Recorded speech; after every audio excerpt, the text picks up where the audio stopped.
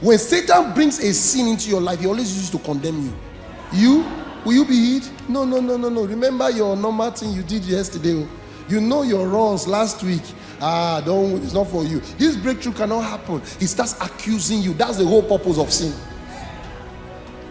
And sometimes not a sin that you know is inherited bondage. It's called iniquity. And Jesus said to the man, rise up and walk. Is that what he said?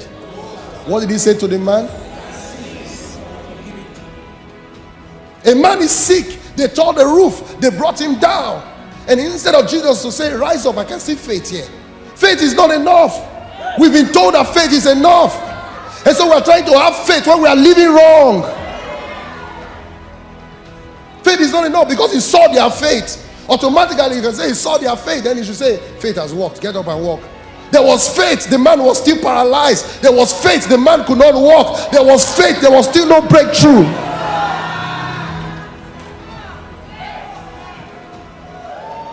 And Jesus said to the man, faith is not your problem.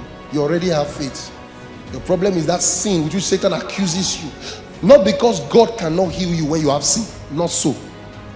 Because God even heals sinners. It's because Satan will accuse you, condemn you, and out of that condemnation, even the little faith you have will be gone. So Jesus had to address the problem. Your sins are forgiven you. How powerful this is, because in the next verse, and there were certain of the scribes sitting there, reasoning in their head, in their hearts, why does this man speak blasphemies?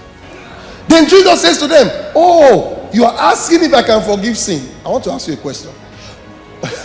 He said to the sick of the palsy, thy sins are forgiven thee. Which is easier, to say your sin is forgiven, or take up your bed and walk? Which one is easier? Which one is easier? Why do you think I'm tackling this man's sin? Why don't I just say to him, take up your bed and walk? Why am I tackling your sin is forgiven? Which is easier to do? Are you understanding? Which is easier to do? Anybody can come and say your sin is forgiven. We don't know whether it's forgiven or not. Because that's the harder one. Are you understanding? Anybody can say your sin is forgiven. How do we know it's forgiven? He said, but so that you can know that when I have said the sin, I've dealt with the issue. Look at it. But that ye may know that I have power to deal with sin, the issue that causes the problem. He said to the man, now you get up and walk, let them see. Immediately he arose.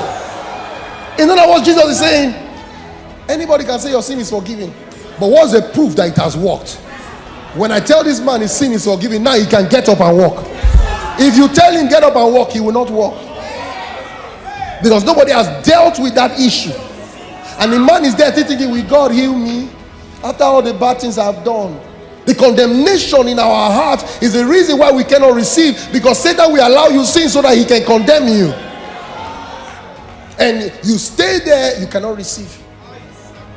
And Jesus had to deal with that issue. He tells them, to show you that I have power to deal with this sin, look at the effect of what I have done. Now tell the man to walk. The man will walk. Can you see that I've dealt with a deeper matter that is here?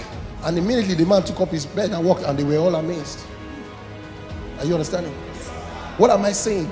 If there's somebody struggling in his heart, will I be healed? Does God want to heal me? Or have a sin in my life? Does God want to bless me? Will I get that kind of testimony? I came to tell you there's a Jesus that forgives iniquity.